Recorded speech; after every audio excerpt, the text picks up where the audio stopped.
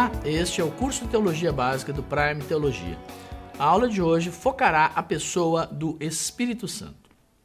Dentro da teologia, o estudo do Espírito Santo é chamado de pneumatologia. Lembrando, pneuma, a palavra para espírito, logia, a palavra para estudo.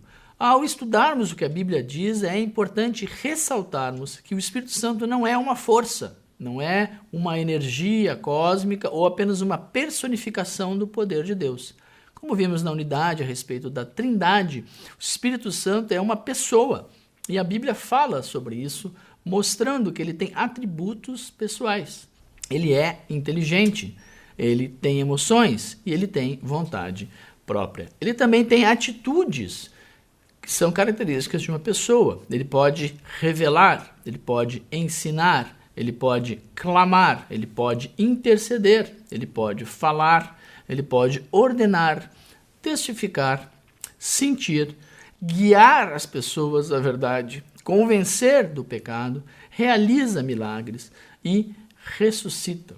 Quando falamos que essas atribuições são como uma pessoa divina, uma pessoa no sentido relacional.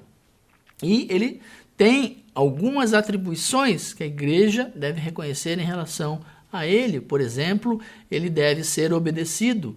É possível mentir para ele. Ele pode ser resistido, ele pode ser entristecido e ele pode ser ofendido. Mas isso não é um impedimento para a percepção desta relação harmoniosa que deveria haver entre a igreja, o cristão e o Espírito Santo. Ele se relacionou com os apóstolos, ele se relacionou com a pessoa de Jesus e hoje ele se relaciona com os cristãos. A divindade do Espírito Santo. O Espírito Santo não é apenas uma pessoa, ele é Deus e possui atributos revelados através dos seus nomes divinos. Ele é chamado de o Espírito de Deus, ele é chamado de o Espírito de Cristo, mostrando essa íntima correlação entre as pessoas da Trindade desde a eternidade. Ele possui alguns atributos que seriam exclusivos de Deus. Ele é eterno, ele é divino, ele possui onisciência, onipresença e onipotência e realiza obras divinas. Foi ele o autor da concepção virginal, ou seja, ele que gerou em Maria Jesus Cristo. Foi o agente na inspiração das Escrituras, interagindo, mostrando a verdade da revelação de Deus para os escritores. Ele estava presente desde a criação e ele pode regenerar. É mais comum em alguns segmentos teológicos se enfatizar os símbolos do Espírito Santo, mas, mais uma vez, é a ideia de que o título, de que um nome apenas ajuda a perceber e aprofundar a característica da divindade, porque o nosso conhecimento humano é muito limitado, a nossa mente não consegue compreender a profundidade de Deus. Mas o Espírito Santo talvez seja mais conhecido por seus símbolos, como o fogo, o vento, a água, um selo, uma pomba e o azeite.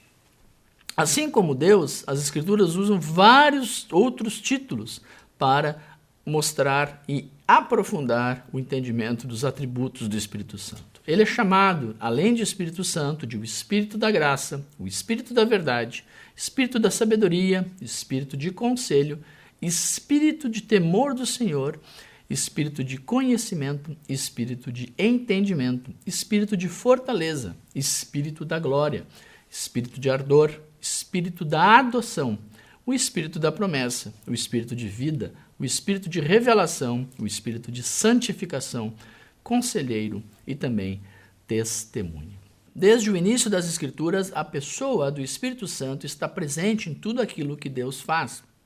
O Salmo 104 vai dizer que Deus envia seu Espírito e eles são criados, mostrando que lá em Gênesis, na criação, houve a participação do Espírito. A formação do homem é clara quando a Bíblia afirma que ele é enviado para dar vida, ou seja, o Espírito Santo é autor e sustentador de toda a vida que temos. O Antigo Testamento também mostra que o Espírito Santo vinha sobre pessoas, ou seja, ele tinha uma ação não só sobre toda a terra e as criaturas, mas de maneira divina, geralmente para capacitar as pessoas para o serviço de Deus. Por exemplo, ele capacitou Josué, dando habilidades de liderança e também sabedoria. Ele deu poderes aos juízes para libertar Israel dos seus opressores. Foi assim com Otoniel, com Gideão, com Jefté, com Sansão. Ele veio para Saul enquanto rei para ajudá-lo na batalha contra os inimigos de Israel. E também sobre Davi, que a partir do momento que foi ungido rei, sempre demonstrou que reconhecia a presença do Espírito Santo em sua vida. Quando pensamos no Novo Testamento, podemos olhar para a atuação do Espírito na vida de Jesus. O Espírito Santo, como já dissemos, foi responsável pela concepção. Ele desceu sobre Jesus na ocasião do batismo. Ele esteve com Jesus na tentação e, na verdade, a Bíblia diz que o levou para o deserto para ser tentado, mas também estava presente no tempo todo. Ele capacitou Jesus para desenvolver o seu ministério. Ele estava presente e atuou na realização de milagres. Ele foi enviado por Jesus como o Consolador. A palavra original aqui, paracleto, tem a ver com a ideia de um advogado, de um ajudador, alguém que está ali ao lado. E, por fim, ele ressuscitou a Jesus. Assim como atuou na vida das pessoas destacadas pela Bíblia no Antigo Testamento e na pessoa de Jesus, o Espírito Santo também está presente na vida do cristão, ainda que muitas vezes não haja um entendimento disso. Quando um cristão entende a mensagem e aceita o Evangelho, a Bíblia diz que ele é selado com o Espírito Santo, ou seja, o Espírito Santo passa a habitar aquela pessoa no que nós chamamos de conversão. Esse assunto será detalhado com mais profundidade na aula posterior. Mas é importante entender que quando alguém crê em Cristo, necessariamente ele é habitado pelo Espírito Santo, que o leva a ter um relacionamento com Deus e mostra de que ele está presente. Obviamente que isso não acontece de forma igual para todas as pessoas. Existem exemplos no Antigo e também no Novo Testamento mostrando que o Espírito Santo pode atuar mais ou menos na vida de uma pessoa, dependendo das escolhas que esta pessoa fizer. No Antigo Testamento, vemos que ele veio sob Sansão, mas acabou saindo quando Sansão permitiu que o pecado tomasse conta da sua vida. De maneira parecida, quando Saul persistiu na desobediência, o Espírito Santo que estava nele se retirou. Quando o povo de Israel se rebelou e entristeceu o Espírito Santo, ele se voltou contra os israelitas. Paulo ensina que existe uma medida, que é possível se encher do Espírito Santo. Logo, se é possível encher, também é possível esvaziar. O fato é que as Escrituras deixam claras.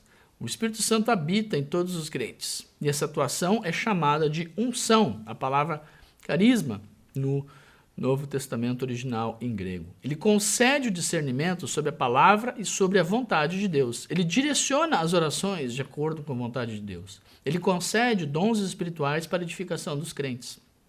E, embora seja um assunto muito polêmico, as Escrituras mostram que mesmo que o cristão esteja em pecado, continua sendo a habitação do Espírito Santo. Não há indícios bíblicos que o Espírito Santo deixa de habitar um cristão verdadeiro. A habitação do Espírito Santo nos crentes é como um selo, uma marca de propriedade, que comprova que eles agora pertencem a Deus. E também ele permanecerá até o fim da vida daqueles que foram redimidos, mesmo que eles ainda vivam neste ambiente humano e pecaminoso.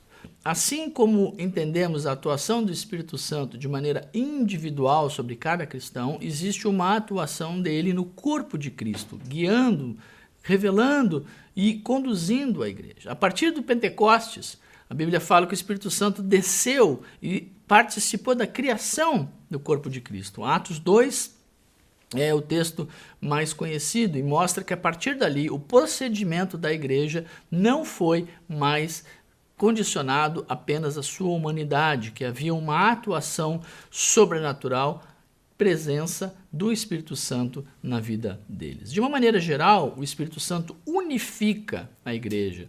A Bíblia fala claramente de que não há mais diferença entre seres humanos, jovens, velhos, homens, mulheres, judeus, romanos.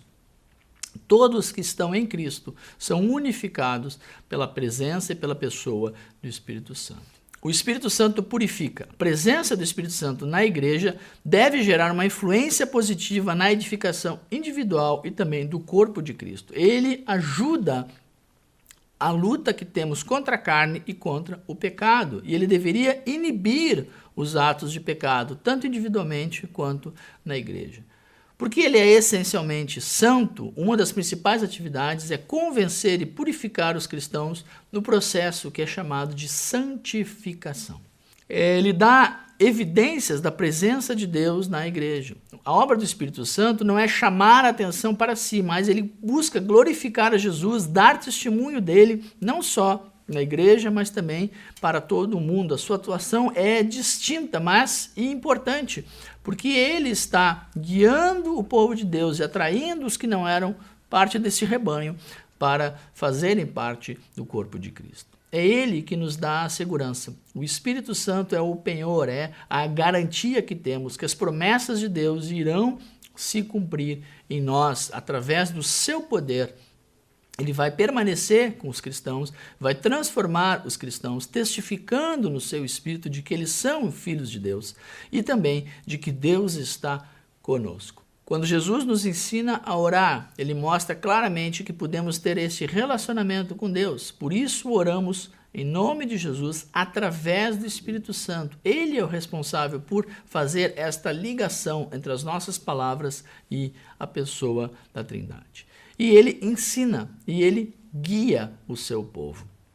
Apesar do governo humano da igreja, nós entendemos pelas Escrituras de que a obra do Espírito Santo está sendo feita na igreja e através da igreja. Ele ilumina as pessoas para que possam entender a palavra e ele pode mostrar momentos específicos do que cada igreja, o que cada corpo local deve fazer. Se retirarmos esse aspecto divino, a igreja se torna meramente uma sociedade humana e isso não é o que a Bíblia ensina. Concluímos aqui a primeira parte a respeito da pneumatologia, o ensino do Espírito Santo, que será continuada na próxima lição.